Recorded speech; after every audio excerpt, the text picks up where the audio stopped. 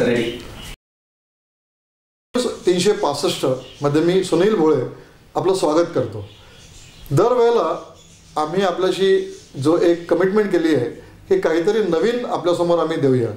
यावेळेला आम्ही आपल्याला एक दाखवत आहोत एक अनोखं कुटुंब, ज्याच्यामध्ये गायक पण आहे, स्वतः स्केचिंग पण, राजकीय मोठ्या हुद्द्यावर पण आहेत. तसंच त्यांची कन्या, ती हाय प्रोफाईल बीटेक केलेलं आहे आणि प्लस बायोटेकमध्ये करते आहे, पण ती उत्कृष्ट गाते. त्याच्याही पलीकडे जाऊन त्याच्याशी एक इमोशनल असं आहे की अजय शिंपींची नुकतीच एक शस्त्रक्रिया त्यांच्यावर झाली होती आणि त्या शस्त्रक्रियेनंतर ते बरे होऊन त्यांनी ज्या ताकदीने आत्तापर्यंत गायन पेश केलं हे बघून आम्ही असं ठरवलं की या सगळ्यांना एकदा आपल्याशी भेटवायचं आहे. तर आपण आता बोलूया अजय शिंपी आणि स्वामिनी शिंपी यांच्याशी. तर शिंपी साहेब, आपण आत्ता आपण जी सुरुवात केली की मी सगळ्यात पहिल्यांदा तुमच्या याच्याकडे अभिनंदन करतो की तुमचं ज्या परवाचा मी कार्यक्रमातलं गाणं ऐकलं आणि आय वॉज जस्ट इन्स्पायर की या एजमध्ये असताना तुमचा जो गाण्यातला उत्साह जो होता, तो उत्साह, तो एन्थुझियाझम, तुमची त्या गाण्याबद्दलचं पॅशन सगळं लक्षात येत होतं. हे कुठून सुरुवात झाली? पॅशन म्युझिक मला वारसा जो मिळाला खरं म्हणजे गायनाचा, आई माझी छान गायची. अच्छा. ती एक प्रोफेशनल सिंगर सच नव्हती, पण तिचा आवाज चांगला होता. हां. आणि त्याच्यामुळे मग हळूहळू आम्ही तिला ऐकायचो. ती ओया म्हणायची किंवा तिचे भजनं होते. हां. त्याच्यातून आम्हाला संगीताबद्दल कुठेतरी रुची निर्माण झाली. आणि मग नकळत आपण मग सोबत लाईट सुरुवात करतो. हो हो. मग ते असं म्हणतात आणि गमतीचा भाग असतात. नेहमी कमेंट होते की आजकाल कहाँ गाते हो, तो बाथरूम में. तर मग म्हणजे that is the beginning of concert. मैं खुद गाता हूँ, मैं खुद सुनता हूँ. आणि मग असं लक्षात यायला लागलं की आपण चांगलं गाऊ शकतो. मग कॉलेज पिरियडमध्ये कधी गायची संधी मिळाली, तिथे जशी संधी मिळेल तसं गायलो. नंतर आमचे इथे गणेशोत्सवात कार्यक्रम होतात, तिथे गायची संधी मिळाली. हळूहळू इम्प्रोव्हायझेशन होत गेलं की आपण चांगल्या प्रकारे गाऊ शकतो. आणि मग पण या सगळ्या म्हणजे मग त्यानंतर नोकरी लागली आणि नोकरीपासून आता इतक्या वर्षात या सगळ्या मधल्या काळात गायनासाठी, कारण तुम्ही सरकारी खात्यात काम करता, हां, त्यामुळे अत्यंत जरी तुम्ही PWD डिपार्टमेंट असाल तरी या सगळ्या वृक्षखात्यात राहून तुम्ही आवड जपलीत कशी? ती पर्सनल, आता प्रत्येकाने खरं म्हणजे आपली आवड जपायसाठी वेळ काढायचा असतो. बरोबर. आणि सुदैव असं आहे की मी तो वेळ काढू शकलो. बरोबर. आणि त्यात आमच्या डिपार्टमेंटला कसं होतं की दरवर्षी एक आम्ही सेगमेंट म्हणजे PWD एक सेगमेंट ठेवते. हां. त्याला लक्षवेध म्हणतो आम्ही. बरं. त्यात सगळ्या ॲक्टिव्हिटी असतात. त्यात कल्चरल ॲक्टिव्हिटीजचाही पार्ट असतो. हां. त्यात सिंगिंग पण असतं. अच्छा.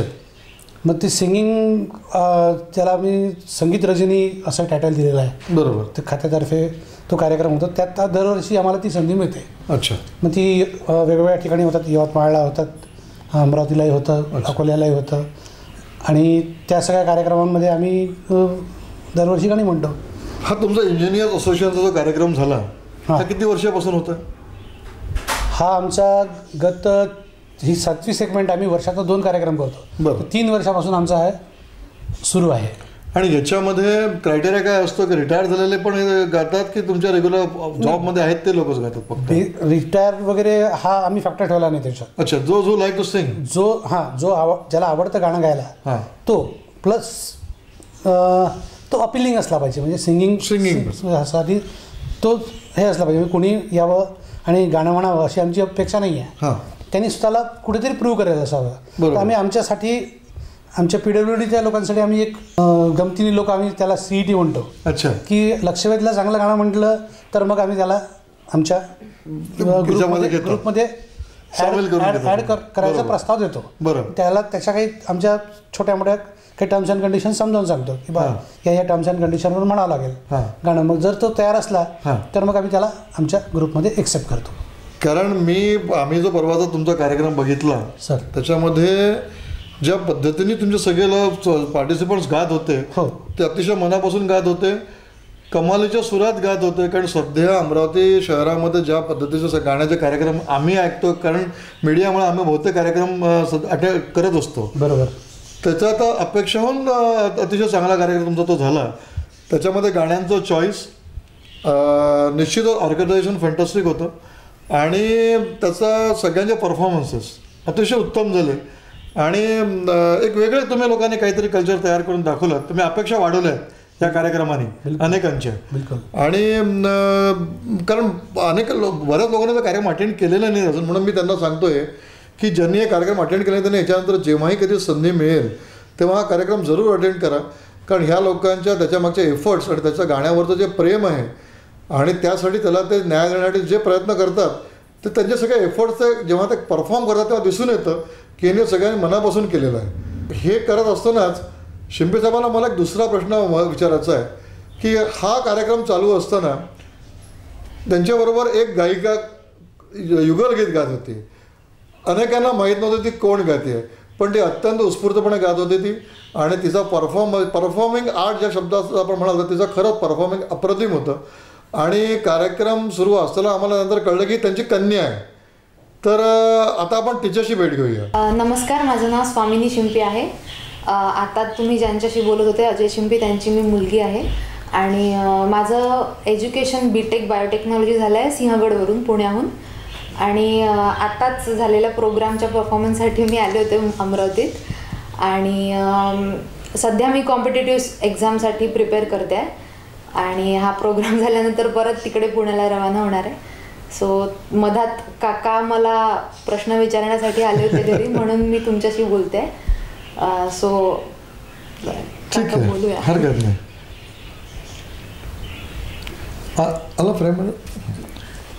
तर मला सगळ्यात पहिला तुला हे विचारायचं आहे, मी तुझा पहिला परफॉर्मन्स मी जो बघितला तो 1-2 वर्षापूर्वी बघितला होता. त्यात एका वाढदिवसाच्या कार्यक्रमात तू गायली होतीस. आणि त्याच वेळेला तू सगळ्यांचं लक्ष वेधलं होतंस की ही कोण मुलगी आली अमरावतीत नवीन गाणारी आणि हिला कधी बघितलं नव्हतं कोणी. आणि तुझा त्याही दिवशी तो जो परफॉर्मन्स होता तो एकदम इलेक्ट्रोफाईंग होता. ते गाणं पण तसंच होतं. आणि शेवटचा बॉल ऑलमोस्ट मला वाटतं तो कार्यक्रम तू गायली होती त्या दिवशी. सेकंड लास्ट होता काहीतरी. आणि तेव्हा तो नोटीस झाली होती, पण तेव्हा पण तो विषय संपला आणि नंतर पुन्हा तू कुठे दिसली नाहीस. आणि मग अचानक परवाच्या कार्यक्रमामध्ये तू दिसलीस. आणि ज्या पद्धतीने तुझा तो सगळं तू हे तू नक्की की तू बॉर्न परफॉर्मर आहेस. कारण ज्या पद्धतीने तुझं ते सगळं इव्हन तू स्टेजवर ज्या पद्धतीने वावरत होती, तर तू यापूर्वी आणखी स्टेजवर अशी वावरतच एरवी कधी? हो हो, ॲक्च्युली तुम्हाला माहिती नसेल पण मी पहिलेपासून डान्समध्ये जास्त होती.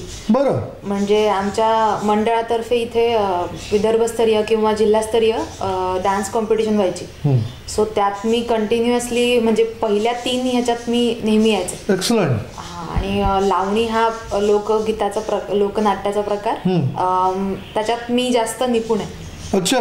हां, म्हणजे हे आम्हाला हे आपल्यासाठी सगळ्यांसाठी नवीन आहे की तिथं तू याच्यात पण आहे. पण तू गाण्याकडे कधी तुला काय लक्षात आलं की आपण गाऊ शकतो चांगलं? नाही, लहानपणापासून म्हणजे आई तर गातेच, आईच्या घरी पण आईची आई पण गाते. बरोबर. त्याच्यामुळे आणि प्लस एक प्लस पॉईंट माझ्या जीनमध्ये आहे की आम्ही बाय कास्ट गोंधळी आहोत. बरं. म्हणजे गोंधळी म्हणजे तुम्ही ते हो कल्पना आहे मला. ते इनबॉर्न आहे, सगळ्या लोककला आहे ती फार मोठी. आणि महाराष्ट्राला त्या लोककलेचा खूप मोठं म्हणजे वरदान मिळालेलं आहे. तर त्या जातीतले आम्ही आहोत, त्याच्यामुळे ते रक्तातच आहे गाणं म्हणणं. नक्की. म्हणून तो प्लस पॉईंट आणि आईचा हिस्ट्री, त्याच्यामुळे मग ते उतरलं आहे माझ्यात. पण डान्स मी आज लहानपणी गाण्यापेक्षा डान्स मी चांगलं करायचे. त्याच्यामुळे डान्स टिकलं राहिलं. पण त्याच्यानंतर 10th जशी आली तसं मी अभ्यासाकडे लक्ष दिलं. आणि थोडं ऑकवर्डनेस येतं जेव्हा आपण मोठं होतो तेव्हा डान्स थोडं. बरोबर. For girls specially. निश्चित. त्याच्यामुळे गाणं वाढत गेलं, डान्स कमीच झाला. बरं. सो मग तो गाण्याचा मग जसा तो ग्रॅज्युअल इन्क्रीज झाला तो आतापर्यंत आहेच. मग असा ते गाण्याचा प्रवास होत गेला सगळं. बरं, मला मी तुझं युट्यूबवर जेव्हा आणि फेसबुक जेव्हा आमचं चेक करतो तुझ्याकडे येण्यापूर्वी, त्यात मला काही तुझं पंजाबी गाणी तू गाताना दिसलेली. हो. मी इथे अमरावतीतच 2 मुलं आहेत, शंतनू ठोसर आणि अक्षय मंडाळे म्हणून. बरं. ते दोघं पण खूप उत्तम कंपोज करतात गाणे आणि लिहितात स्वतः. बरं. हिंदी, मराठी, पंजाबी त्यांचं 3 ह्याच्यात आहे. तर ते त्यांच्याशी पण मी फेसबुकशीच जुळले आणि मग नंतर त्यांना पण माझा परफॉर्मन्स आणि आवाज आवडला होता. सो त्यांच्यासोबत मी जवळपास 4-5 गाणी केलेली आहेत. मी ती गाणी बघितली. मला तुला उत्सुकता विचारायची की त्या सगळ्या गाण्यामध्ये ॲक्सेंटमध्ये तुझा कुठेही मराठीपणा जाणवत नाही जेव्हा तू पंजाबी गाणी गातेस. हे कसं शक्य झालं तुला? नाही, ते ऐकूनच, म्हणजे मला पण अर्थ त्याच्यात कळत नाही पूर्णपणे, पण आपण ऐकून स्वतः जसं शिकतो लहानपणापासून, बरोबर, आपण ऐकूनच शिकतो बोलायचं कसं. तसंच मी ती लँग्वेज सुद्धा शिकली आहे की पंजाबी सॉंग्स ऐकून त्यांचा ॲक्सेंट आत्मसात केलाय तसं. बरोबर. त्या कार्यक्रमामध्ये नासिर भाईंनी एक कमेंट केली होती, तुमच्या लक्षात आली तर आम्ही सगळे ऐकत होतो ते. त्याने असं म्हटलं की तुला 50% तुझ्या हसण्यानेच तू जिंकून टाकते आणि नंतरचा परफॉर्मन्स होते. तू पण एक कॉमेंट केली होती की मग मी 50%च म्हणू का. तर ही सत्य म्हणजे you got a beautiful laugh, पण त्याचा उपयोग तू तुला परफॉर्मन्स देताना निश्चित कामात पडतो. तू ऍक्टकडे वळणार वगैरे नाही असणार अजून, ते पण तुझ्या डोक्यात आहे काही? जर चान्स मिळाला तर करेल, ते पण करायची इच्छा आहे तुझी. ग्रेट. म्हणजे आमच्या समोरच आयुष्मान खुराना, तुम्ही मला माहित असेल, त्याचं एक्झाम्पल आहे. तो त्याची गाणी चालतात कारण तो ऍक्टर आहे. हो, ऍक्टर आहे आणि कोणी त्याला ऐकलं नाही. तो इनबॉर्न आणि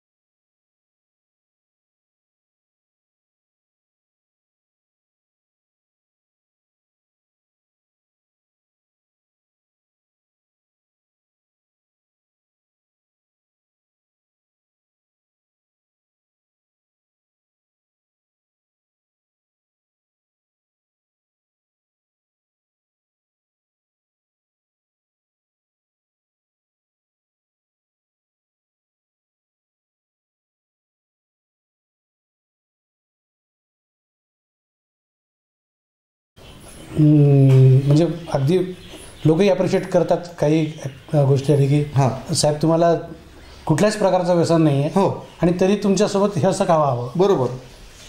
पण मग असं वाटतं कधी कधी की लढाई करण्याची जी संधी मिळते ती लढवयांना मिळते. ग्रेट. कारण संकट येतात त्यांच्यावरच की जे त्या संकटांचा सामना करू शकतात. बेसिक ते आपल्या हातात नसतं, म्हणजे येणारा आपल्या हातात नसतं. तर देव तुम्हाला सिलेक्ट करतो तुमच्या प्रत्येक गोष्टीत.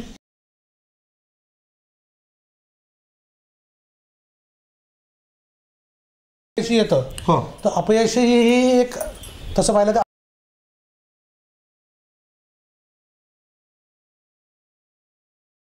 त्यासाठी काय प्रयत्न करायचे आहे. बरोबर बरोबर. म्हणजे आजारपण मला आलं त्यावेळेस मी डेफिनेटली मी ॲज बिंग मानसिकदृष्ट्या माणूस खचतोच.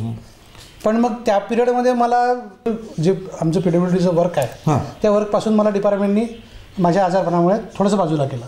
त्यामुळे तुम्हाला सवलत दिली त्यांनी मला दिली आणि काही टेक्निकल ज्या गोष्टी असतात. कारण तुम्ही जे काम करता फील्ड तुम्ही व्हिजिलन्समध्ये काम करता. व्हिजिलन्समध्ये काम करताना तुम्ही कॅरी आउट काम करू शकत नाही. व्हिजिलन्सला मी आता आलो आहे. अच्छा, तुम्ही आता दिला तो की आता तुम्ही you will be thankful for your department. Yes, I am very much thankful to my SE coordination, SE vigilance and quality control की त्यांनी मला सध्या अशी जागा करून दिलेलं आहे. मी सहजपणे जे काम करू शकतो ते त्यांनी मला अलॉट केलेलं आहे. बरोबर. त्यांनी मला असं नाही केलं की बा तुम्ही बसून आराम करा, पण त्यांनी मला असं जॉब दिला मिनिमम एफर्ट्स जिथे कामाला लागतील अशा प्रकारचं काम त्यांनी मला देऊ केलं आहे.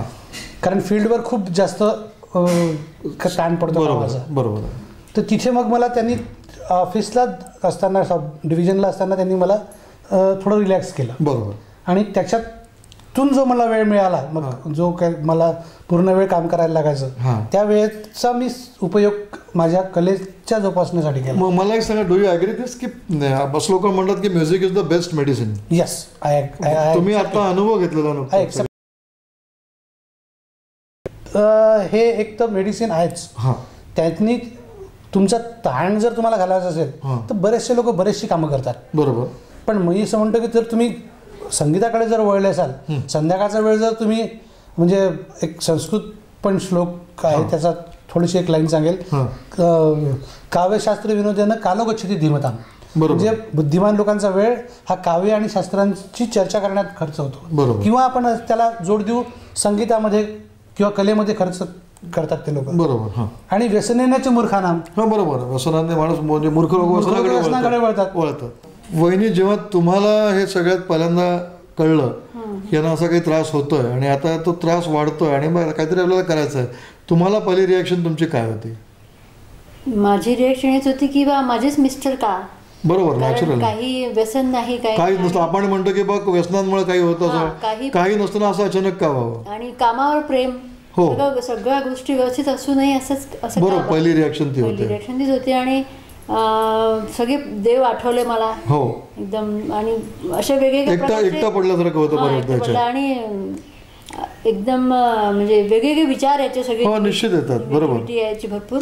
त्यामुळे मग नंतर मग मी म्हटलं आपणच आहे, थोडंसं आपण स्वतःला सांभाळलं आणि फाईट करायला पाहिजे बा. म्हणून मग मी थोडंसं स्वतःला सावरलं. आणि मग यांनी स्वतःला पण हे केलं, डिसिप्लिन, सगळ्या ट्रीटमेंट्स वगैरे. यांनी स्वतः जास्त विश्वास ठेवला की आपण आहे म्हणून. हे पूर्ण घरातले कुटुंबातले आहेत सगळे लोक, त्यामुळे स्वतःला यांनी स्थिर केलं.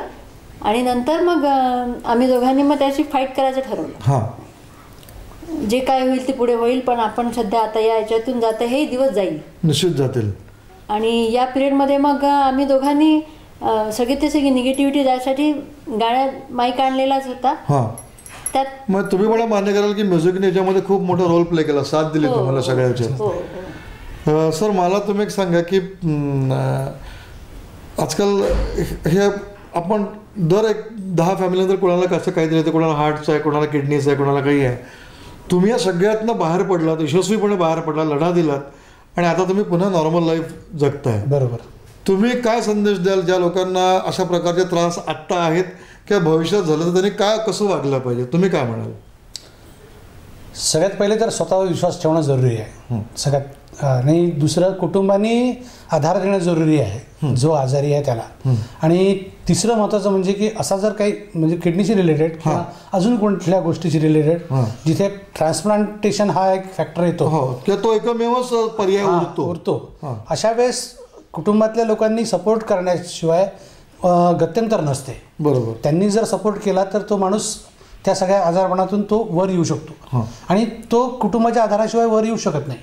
मला जर असं वाटलं असतं, अशी जाणीव असती की माझ्या कुटुंबाचा मला आधार नाही आहे, तर मला उभं राहणं कठीण होतं. बरोबर. त्यामुळे कुटुंबातल्या लोकांनी पुढे यायला पाहिजे. आणि दुसरं, ऑर्गन डोनेशनच्या बाबतीत लोकांमध्ये जो संभ्रम आहे तो संभ्रम त्यांनी काढून टाकावा.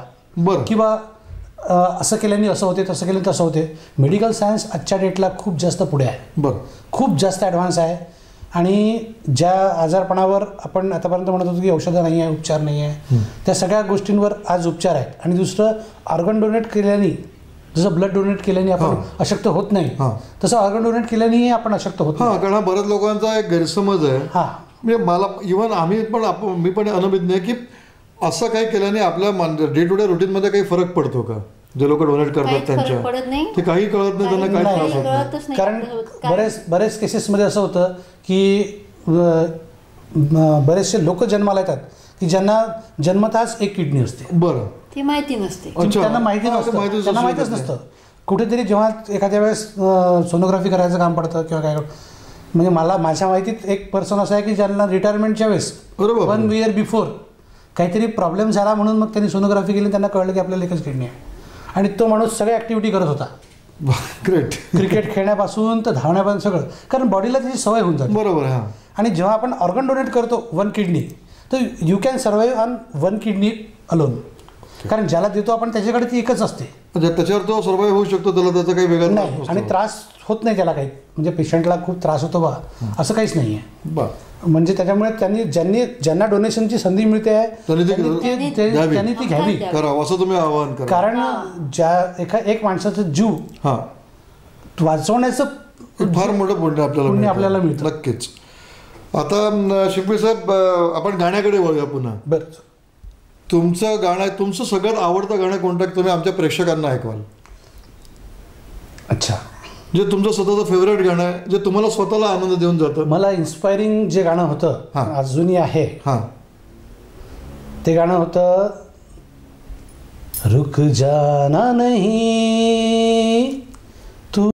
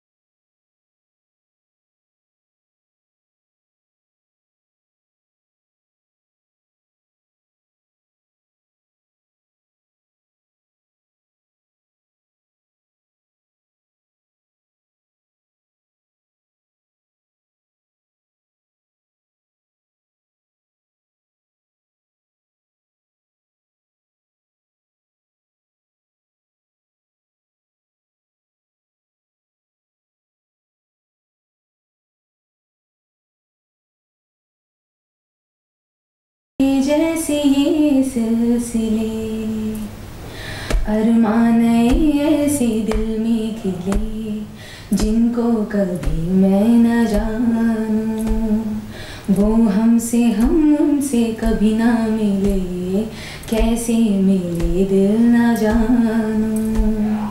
अब क्या करे क्या नाम ले, कैसे उन्हें मैं पुकारूं, कहना ही क्या ये नैनिक अनजान से जो मिले.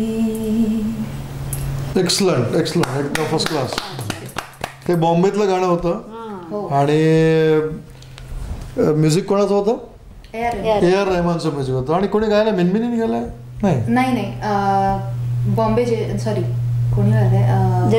जयश्रीने गायलेलं आहे. या गाण्याने रेकॉर्ड त्या काळात एक रेकॉर्ड केलेलं होतं. अजूनही ते गाणं ऐकलं की ते फार ग्रेट.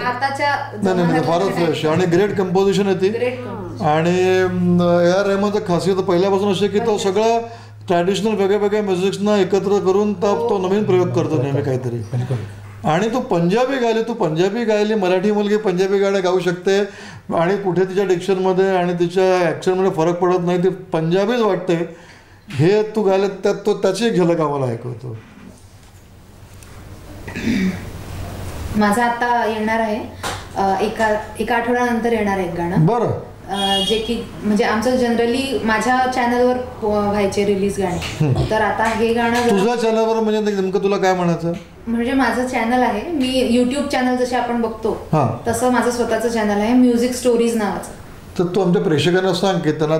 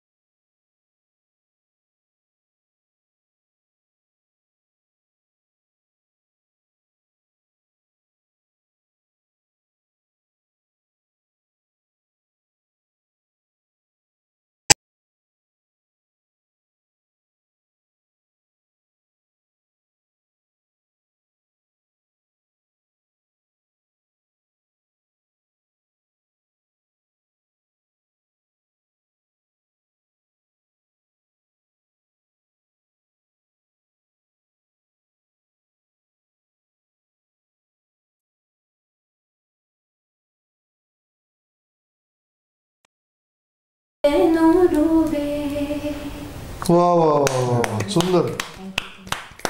तर ही होती स्वामिनी.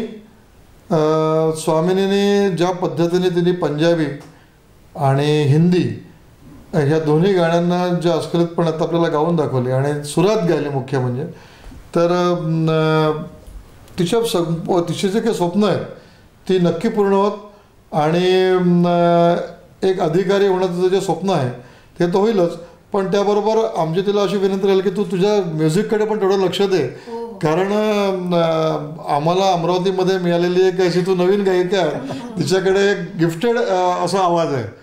आणि शिंपी साहेबांना पण मी आमच्या चॅनलच्या वतीने, आमच्या सगळ्या व्ह्युअर्सच्या वतीने आरोग्यपूर्ण तुमचं आयुष्य राहावं पुढचं, आणि तुम्हाला आणि तुमचं कुटुंब जे आहे, कुटुंब जर तुमचं असं कुटुंब, आमची इच्छा आहे की आम्ही प्रत्येक वेळेला असं काहीतरी ज्यांच्याकडे काहीतरी वेगळं आहे अशा लोकांना आपल्यासमोर इंट्रोड्यूस करणार आहोत. पण कुटुंब ही कुठल्याही घरातल्या कर्त्या पुरुषाची की स्ट्रेंथ असते, आणि जर सगळ्यांचा सपोर्ट असेल तर ते जीवन किती छान सुसह्य होऊ शकतं याचं नेमकं उदाहरण मी आता आपल्यासमोर आम्ही दाखवलेलं आहे. अशाच आणखीन काही लोक असतील जे आमच्यापर्यंत पोहोचले नसतील, त्यांना तुम्ही आमच्यापर्यंत पोहोचवण्याचा प्रयत्न करा. आमच्या चॅनलला त्याची माहिती कळवा, आम्ही आपल्यापर्यंत पोहोचू. तोपर्यंत